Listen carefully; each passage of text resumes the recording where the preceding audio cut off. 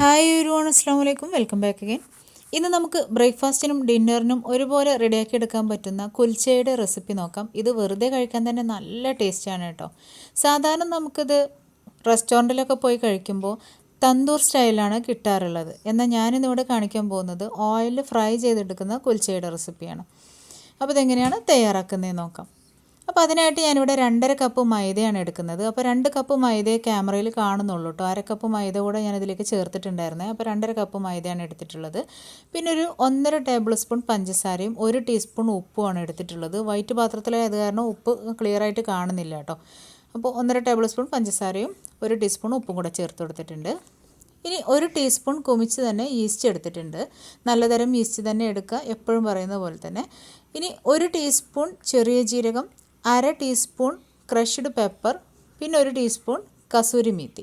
കസൂരി മേത്തി എടുക്കുന്ന സമയത്ത് കയ്യിൽ നന്നായിട്ടൊന്നിട്ട് ക്രഷ് ചെയ്തിട്ട് വേണം ചേർത്ത് കൊടുക്കാൻ വേണ്ടിയിട്ട്. ഇനി ഇതിലേക്ക് ചേർക്കുന്നത് വളരെ തിന്നായിട്ട് അരിഞ്ഞിട്ടുള്ള ക്യാരറ്റും വളരെ കുഞ്ഞായി അരിഞ്ഞെടുത്തിട്ടുള്ള മല്ലിയിലയുമാണ്. അപ്പോൾ നല്ല തിന്നായിട്ട് തന്നെ അരിഞ്ഞെടുക്കണം. വല്ല ചോപ്പറിലും വെച്ചിട്ട് ചോപ്പ് ചെയ്തെടുത്താൽ മതി കേട്ടോ. ക്യാരറ്റ് ആ രീതിയിൽ വേണം അരിഞ്ഞെടുക്കാൻ വേണ്ടിയിട്ട്. അപ്പോൾ അത് രണ്ടും ഒരു 2 ടേബിൾ സ്പൂൺ വീതമാണ് എടുത്തിട്ടുള്ളത്. പിന്നെ ഒരു മുട്ട ചേർത്ത് കൊടുക്കുന്നുണ്ട്. ഇനി ഇതിലേക്ക് 1 കപ്പ് പാലും കൂടെ ചേർത്ത് കൊടുക്കാം. അപ്പോൾ നോർമൽ റൂം ടെമ്പറേച്ചറിലുള്ള പാല് തന്നെയാണ് ചേർത്ത് കൊടുത്തിട്ടുള്ളത്, ചൂടുള്ള പാലൊന്നുമല്ല. ഇനി അതെല്ലാം കൂടെ ചേർത്തിട്ട് പുട്ടിന് നനച്ചെടുക്കുന്ന പോലെ ഒന്ന് നനച്ചെടുത്തതിന് ശേഷം ആവശ്യത്തിന് വെള്ളം കൂടെ ഒഴിച്ചിട്ട് നന്നായിട്ടൊന്ന് കുഴച്ച് സോഫ്റ്റാക്കി എടുക്കാം. അപ്പോൾ ഇതാ പാല് ചേർത്തതിന് ശേഷം ഞാൻ അല്പം വെള്ളം കൂടെ ചേർത്ത് കുഴച്ചെടുത്തിട്ടുണ്ട്. ഇനി ഇതിലേക്ക് ഓയിൽ ചേർത്തൊന്നും കൂടെ ഒന്ന് കുഴച്ചെടുക്കുന്നുണ്ട്. നന്നായിട്ട് കുഴച്ചെടുത്ത് ഇതുപോലൊരു ബോളാക്കി വെക്കുക. പാത്രത്തിലൊന്ന് എണ്ണ തടവിയതിന് ശേഷം ഈ ഒരു ബോൾ വെച്ചിട്ട് നല്ല നനഞ്ഞ ഒരു തുണി കൊണ്ട് നമുക്കിതുപോലെ ഒരു 2 മണിക്കൂർ മൂടി വെക്കാം.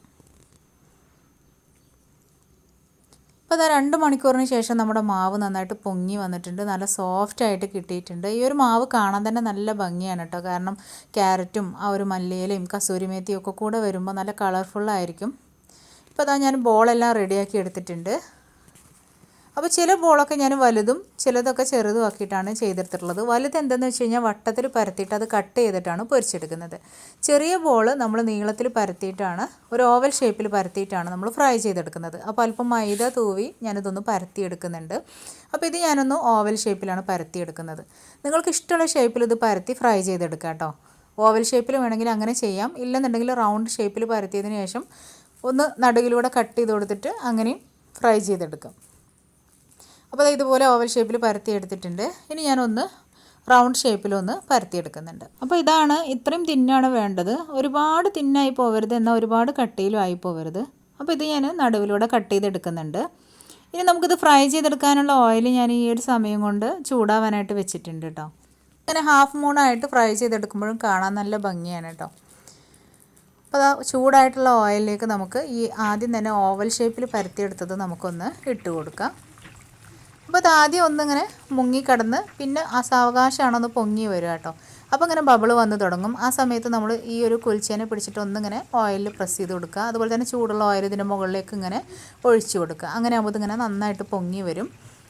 ലോ ടു മീഡിയം ഫ്ലെയിമിൽ വേണം ഫ്രൈ ചെയ്തെടുക്കാൻ വേണ്ടിയിട്ട്. ഒരിക്കലും ഹൈ ഫ്ലെയിമിൽ ഇട്ടിട്ട് ഫ്രൈ ചെയ്യരുത്, നമ്മൾ പൂരി ഒന്നും ചെയ്തെടുക്കുന്ന പോലെ. അങ്ങനെ ആകുമ്പോൾ ഇതിൻ്റെ പുറമൊക്കെ നന്നായിട്ട് മുരിഞ്ഞ് പോയിട്ട് ഈ ഒരു ഭംഗിയുള്ള കളർ അങ്ങോട്ട് പോയി കിട്ടും. അതുപോലെ തന്നെ ഉള്ളു വേവാനും പാടായിരിക്കും. അപ്പോൾ നല്ല ഭംഗിയിൽ നല്ലതായിട്ട് ഉള്ളൊക്കെ വേവിച്ച് തന്നെ പൊരിച്ചെടുക്കുക. ഇതുപോലെ ഇട്ടിട്ട് നന്നായിട്ടൊന്ന് പ്രസ് ചെയ്ത് കൊടുക്കുമ്പോൾ പൊങ്ങി വരും. തിരിച്ചിട്ട് കൊടുത്തിട്ട് ഒന്നും കൂടെ ഒന്ന് പ്രസ് ചെയ്യുമ്പോൾ ആ ഒരു മാവ് മുഴുവനായിട്ടും തന്നെ ബബിളായിട്ട് വരും.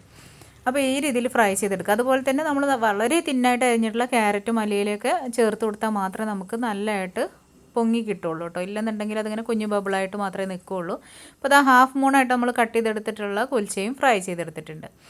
ഇനി എല്ലാ കുൽച്ചയും നല്ലതുപോലെ പൊങ്ങി വന്നിട്ടുള്ള കുൽച്ചയാണ്, നല്ല സോഫ്റ്റുമാണ്. ഞാനിതൊന്ന് കട്ട് ചെയ്ത് കാണിച്ചു തരാം. അപ്പോൾ നമുക്ക് കാണാൻ പറ്റും നല്ല പോക്കറ്റായിട്ടാണ് കിടക്കുന്നത്. അതുപോലെ തന്നെ നല്ല കളർഫുള്ളായിട്ട് കാണാനും നല്ല ഭംഗിയാണ്. ഇത് ശരിക്കും കറിയൊന്നും ഇല്ലാണ്ട് ഇങ്ങനെ കഴിക്കാൻ തന്നെ നല്ല ടേസ്റ്റാണ് കേട്ടോ. കാരണം ആ ഒരു കസൂരി മേത്തിയും അതുപോലെ തന്നെ ആ പെപ്പറിൻ്റെ ടേസ്റ്റും ഒക്കെ കൂടെ ആയിട്ട് നല്ല ടേസ്റ്റാണ്. അപ്പോൾ അത് നല്ല പോക്കറ്റ് പോലെ ഇരിക്കുന്നുണ്ട്. ഇതിലേക്ക് നല്ല ചിക്കൻ കറി, മട്ടൻ കറി, ബീഫ് കറിയൊക്കെ നല്ല കോമ്പിനേഷനാണ്.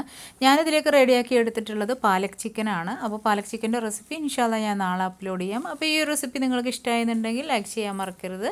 വീണ്ടും നെക്സ്റ്റ് വീഡിയോയിൽ കാണാം ഇൻഷാ അല്ലാഹ്. Thank you.